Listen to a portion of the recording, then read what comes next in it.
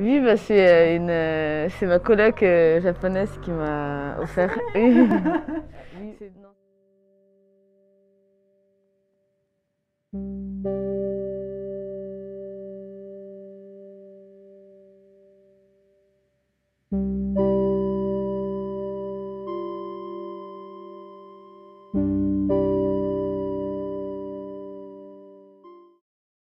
Ben, je suis actuellement étudiante, je suis en cinquième année à la Villa Arson. C'est une école slash université à Nice, dans la Côte d'Azur. Avant, j'étais à la fac à Paris 8. C'est une fac à Saint-Denis. Et j'étais dans le département des arts plastiques. Et attends, désolée, parce que j'ai mon masque qui se.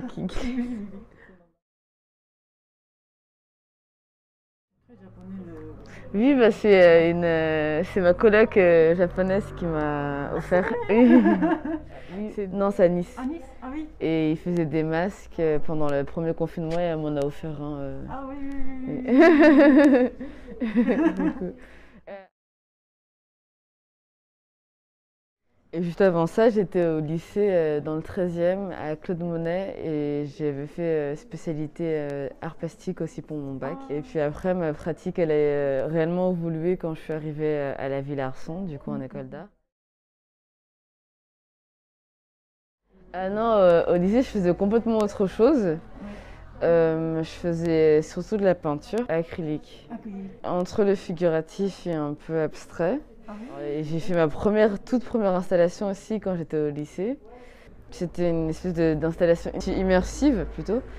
Et j'avais fait en fait un grand pochoir sur 2 mètres, 2 mètres sur 3 mètres, qui était inspiré du tableau de Vénus de Cabanel. Du coup, j'ai fait le pochoir dessiné de ça. Et puis je l'ai installé dans une salle, dans une chambre noire. J'avais le pochoir, mais c'était pas contre le mur. Du coup, il y avait un espace entre le mur et le pochoir. Et j'avais projeté des vagues sur le pochoir. Du coup, il y avait un vidéoprojecteur qui projetait une image sur le pochoir. Et du coup, sur le mur, il y avait juste le trait du dessin du pochoir avec les vagues qui étaient dans les traits. Et j'avais mis aussi une musique pour du coup avoir une immersion aussi sonore et pas que visuelle. Voilà, c'est à partir de ça, c'est vraiment ma toute première installation. C'est à partir de ça que je me suis intéressée au plus grand volume, aux installations, à la sculpture et même à la performance. Du coup, voilà. Non, ça n'a pas toujours été là. J'ai suivi des cours de danse quand j'étais plus jeune. C'était danse contemporaine principalement. J'ai commencé à la mettre dans ma pratique quand je suis arrivée du coup à la Villa Arson. Ma première année du coup en troisième année, j'avais fait une performance dansée où j'avais créé des dispositifs en tissu pour